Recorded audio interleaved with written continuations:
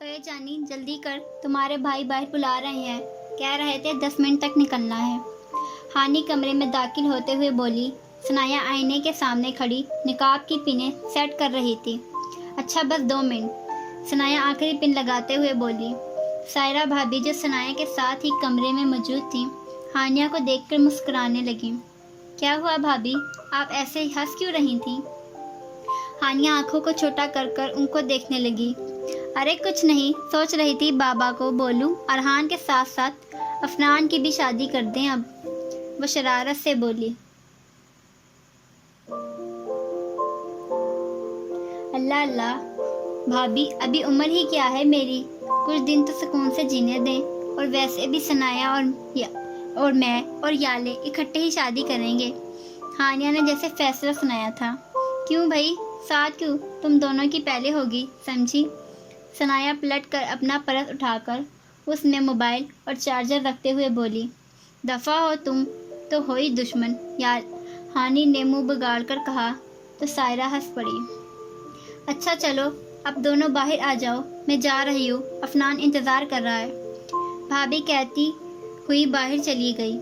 ثنایا جلدی کرو یار، آپ بھی جاؤ اب، افنان نے صوفے پر بیگ کو رکھتے ہوئے ثنایا کو آواز دی۔ ہاں تو بھائی جا رہے ہو؟ ارحان نے افنان کے پیچھے کھڑے ہو کر پوچھا۔ افنان ایک دم پیچھے پلٹا۔ دکوٹا جن، تو کہاں سے آ گیا؟ افنان حیرانی سے بولا، کیونکہ وہ اچانک ہی پیچھے سے آیا تھا۔ دروازے سے آیا ہوں یار، آج چھت پر سے تو کود کر آنے سے رہا، ارحان نے ہنستے ہوئے کہا۔ کوئی بھروسہ ہے بھی نہیں تیرا، افنان اسے کندھے پر ہلکا سا مکہ لگاتے ہوئے بولا تو وہ بھی مسکرایا۔ تم واپس کب آؤ گے؟ ارحان نے پوچھا۔ میں 2 دن بعد آ جاؤں گا یار، کام کی وجہ سے چھٹیاں نہیں کر سکتا، افنان نے نارملی انداز میں کہا تو ارحان نے اس بات میں سر ہلایا۔ اچھا اوے جانی، پہنچ کر کال کروں گی تمہیں، ثنایا ہانی کے گلے لگتے ہوئے بولی۔ فی امان اللہ میری پیاری دوست، ہانی لاڈ سے بولی تو ثنایا سے الگ ہوتی پرس تھامے ہنستی ہوئی باہر نکلی۔ ارحان کی نظر اپنے کمرے سے نکلتی ہوئی ثنایا پر پڑی جو بلیک عبائی کے ساتھ بلیک ہی سٹولر سے نقاب کیے ہوئے تھی۔ اس کے پیچھے ہی ہانیہ نکلی تھی، جبکہ بھابھی سائرہ پہلی افنان کے ساتھ کھڑے اسے ہدایت دے رہی تھیں۔ ثنایا نے جیسے ہی ان کی جانب دیکھا تو افنان کے دائیں جانب ہی اسے وہ کھڑا نظر آیا جو شاید اس کی طرف ہی دیکھ رہا تھا، پر ثنایا کے دیکھنے پر فوراً ہی نظروں کا زاویہ بدل گیا تھا، ایسا ثنایا کو لگا۔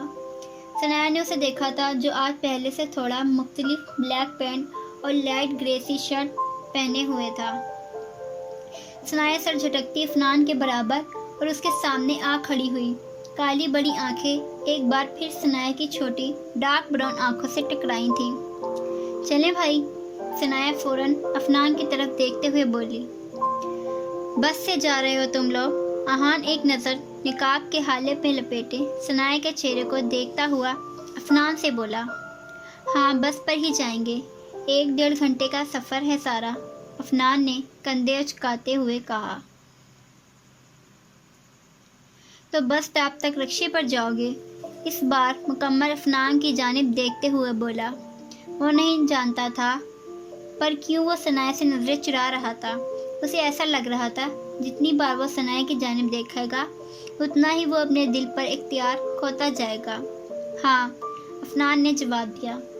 رکشہ رہنے دو، میں چھوڑ آتا ہوں، تو سامان لے کر باہر آؤ، میں گاڑی نکالتا ہوں، ارحان کہتا ہوا باہر پلٹ گیا۔ دروازے کے باہر نکلتے ہی اس نے ایک گہرا سانس ہوا کے سپرد کیا۔ اف اللہ، پتہ نہیں کیا ہو رہا ہے، وہ دھیرے سے کہتا اپنے گھر میں داخل ہو گیا۔ اچھا بھابی، اللہ حافظ، بابا، سفیان بھائی اور ارحان بھائی کو میرا سلام دینا، ثنایا ان کے گلے لگتے ہوئے بولی۔ وہ سب اس سے صبح ہی مل کر کام پر گئے تھے۔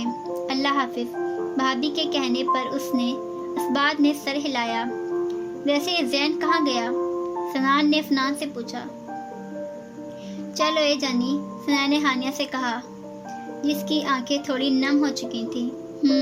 ویسے میں نے بور ہو جانا ہے تمہارے بغیر، وہ بھرائی آواز میں بولی۔ افنان نے بغور اسے دیکھا جو بڑی مشکل سے اپنے آنسو روکے کھڑی تھی۔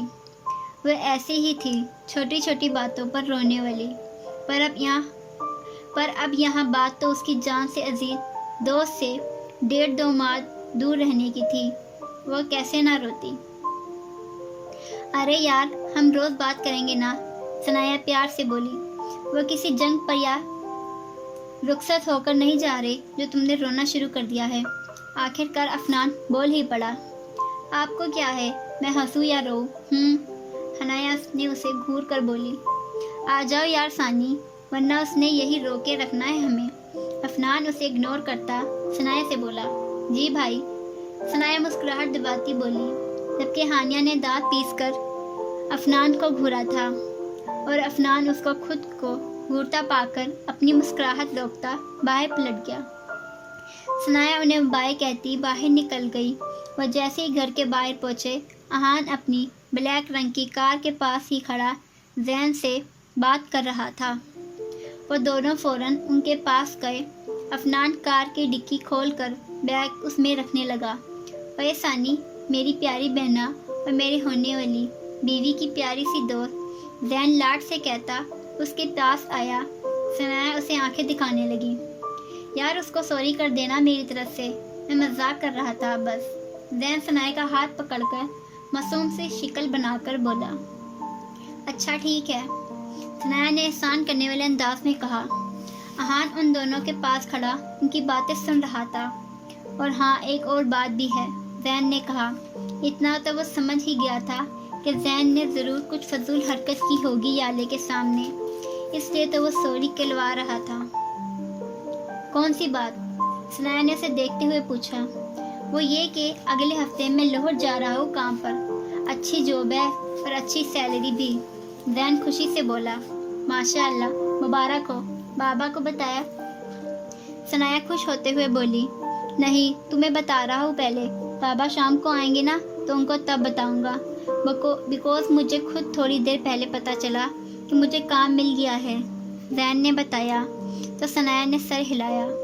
ماشاء اللہ، مبارک رہو، اب سے تو بھی کام کاج والا بندہ ہو جائے گا، احان زین کے سینے پر ہلکا سا مکہ مارتے ہوئے کہنے لگا۔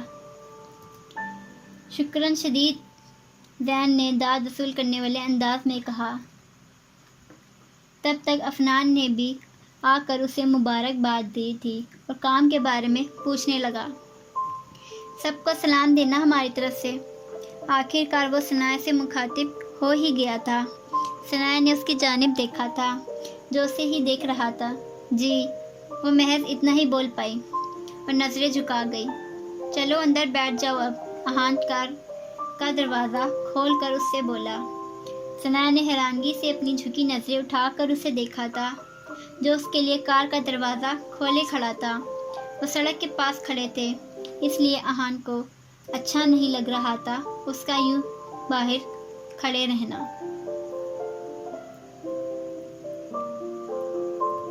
وہ فوراً آگے بڑھتی کار کے اندر بیٹھ گئی۔ اس کی آنکھوں کی یہ حیرانگی احان کی آنکھوں سے مخفی نہیں رہی تھی۔ اس نے ایک نظر اندر بیٹھی ثنایا کو دیکھا اور دروازہ بند کرتا افنان سے مخاطب ہوا۔ چل آجا بھائی، چل اوے، خیال رکھنا سب کا، افنان زین سے بولا اور کار میں اگلی سیٹ پر آ بیٹھا۔ احان نے بھی دوسری طرف جا کر ڈرائیونگ سیٹ سنبھالی۔ اللہ حافظ زینو، خیال رکھنا بابا کا، وہ شیشے سے باہر دیکھتی زین سے بولی، جس نے اسے اچھا کہا تھا۔ احان بیک ویو میرر سے اسے دیکھ رہا تھا جو شیشے سے باہر کھڑے زین کو دیکھ رہی تھی۔ وہ اس بات سے انجان تھا کہ اس کے گھر کے مین گیٹ کی اونٹ میں کھڑی اس کی والدہ فوزیہ بیگم انہیں دیکھ رہی تھیں۔ انہیں احان کا ثنایا کے لیے کار کا دروازہ کھولنا سخت ناگوار گزرا تھا۔ وہ ایک عجیب نظر ثنایا کے کار کے شیشے سے باہر آتے ہاتھ پر ڈالتی اندر بڑھ گئیں اور احان کار سٹارٹ کرتا بس اسٹاپ کی جانب بڑھ گیا۔ وہ بس اسٹاپ پر پہنچتے بس کا انتظار کر رہے تھے اور انہیں زیادہ انتظار نہیں کرنا پڑا تھا۔ تقریباً 5 منٹ کے بعد ہی بس آ گئی تھی۔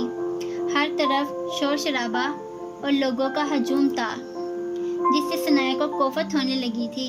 इस वजह से वो सफ़र वगैरह नहीं करती थी, पर अब तो वो कुछ नहीं कर सकती थी, इसलिए मुंह बिगाड़ती उनके साथ चल रही थी। अहान ने उन दोनों को बस में बिठाया था। सनाया विंडो सीट पर थी और अफनान उनके पास दूसरी सीट पर बैठा था। थोड़ी देर तक बस चलने वाली थी। बाहर खड़ा वो विंडो सीट पर बैठी सनाया को देख रहा था, जो अपनी गोद में धरे हाथों की लकीरों को देखने में मगन थी। ओके यार, मैं चलता हूँ अब, अहान ने अफनान को आवाज़ दी। शुक्रिया, अल्लाह हाफिज़, अहान ने बाहर उसे देखते हुए जवाब दिया। खुदा हाफिज़, अहान सनाया को देखता हुआ बोला। शायद वो उसे सुनना चाहता था या उसे कुछ कहना चाहता था, लेकिन वो अपने दिल की हालत समझने से कासिर था। अल्लाह हाफिज़ अहान भाई, मुमानी का ख्याल रखिएगा। वो पलटने ही वाला था कि उसे सनाया की आवाज़ सुनाई दी थी, और ये आवाज़ सुनते ही जैसे उसके दिल को सुकून सा मयस्सर हुआ था। तुम भी ख्याल रखना और जल्दी आना। सबको तुम्हारी आदत है, किसी का दिल नहीं लगेगा तुम्हारे बगैर, और मेरा भी। मैं भी तो नहीं रोज़ देखने का आदी हूँ। वो उसकी आंखों को देखता मुस्कुरा कर बोला था। यह आखिरी बात उसे अपने दिल में खुद ब खुद सुनाई दी थी, जिसे वो इग्नोर कर गया था। वो नहीं जानता था कि उसकी इतनी सी बात सनाया को कितना सुकून दे गई थी। एक अनजानी खुशी उसे महसूस हुई थी। वो मुस्कुराई थी, पर उसकी मुस्कुराहट अहान नहीं देख पाया था। हाँ, पर उसकी डार्क ब्राउन आंखों को ज़रूर देखा था उसने, जिनमें अचानक ही जैसे एक चमक आ गई थी। जी, वो जल्दी से इस बात में सर हिलाती बोली थी। उसके लहजे में साफ एक अनजानी खुशी अहान को महसूस हुई थी। अहान मुस्कुराता हुआ पलट गया था और वो उसे दूर जाता हुआ देख रही थी। उस वक्त उसे अपने आसपास को शोर को महसूस नहीं हो रहा था। उसे लगा बस वो तन्हा थी और अहान को जाते हुए देख रही थी। आंखें थोड़ी सी नम हुई थी, पर वो जब्त मजबूत कर थे हिसाब की थी, इसलिए गहरा सांस लेकर आंखों को बंद करती उस नमी को अपने अंदर धकेल गई और फिर से उस सितमगढ़ की पुश्त को देखने लगी, जो अब अपनी कार के पास पहुंच गया था। अफनान अपने मोबाइल में बिजी था। शायद वो अफत खाला को इत्तला दे रहा था। अपनी पुश्त पर वो सनाया की नज़रों की तपश महसूस कर सकता था। वह जैसे जैसे कार की जानिब बढ़ रहा था, उसके कानों में सनाया की रात वाली बातें गूंज रही थीं। मैं उन्हें पसंद करती हूँ, ये बात उनको बता नहीं सकती, क्योंकि मुझे डर लगता है कि कहीं वो मेरे इन जज्बात को धुतकार ना दें। उसे अपनी आंखों को ज़ोर से बंद किया। दिल की धड़कनें बेतरतीब होती जा रही थीं। एक बार फिर उसे सनाया की बातें सुनाई दी। अब बस ये रात गुजर जाए और कल सुबह मैं यहाँ से चली जाऊँ। मुझे सुकून चाहिए, पर यहाँ उनको देखूंगी तो सुकून मिलेगा नहीं, बल्कि रहा साथ सुकून भी वो छीन लेंगे। हाँ, अगर उसका सुकून मुझसे दूर जाने पर है तो अच्छा है, वो जा रही है, उसके दिमाग ने कहा, पर जाते जाते वो तुम्हारा सुकून भी तो लेकर जा रही है ना। उसके दिल से आवाज़ आई थी। मुझे उनसे मोहब्बत है, पर वो मुझे धुतकारेंगे अल्लाह जी, मैं जानती हूँ। उसके कानों में सनाया की हिचकियाँ गूंजी थी। काश मुझे तुम पहले मिल जाती। काश मेरे दिल में तुम्हारे लिए जज्बात पहले आ जाते जो अब आ रहे हैं, पर अब मैं उस काबिल नहीं रहा सनाया। तुम्हारे जज्बात बहुत कीमती हैं, इतने कीमती कि मेरे पास ऐसा कुछ नहीं जिनके बदले में उन्हें अपने पास रख सकूं। मैं इस काबिल नहीं हूँ कि तुम्हारे इन पकीज़ा एहसासात की कदर कर सकूं। मुझे माफ़ करना सनाया, आई एम सॉरी।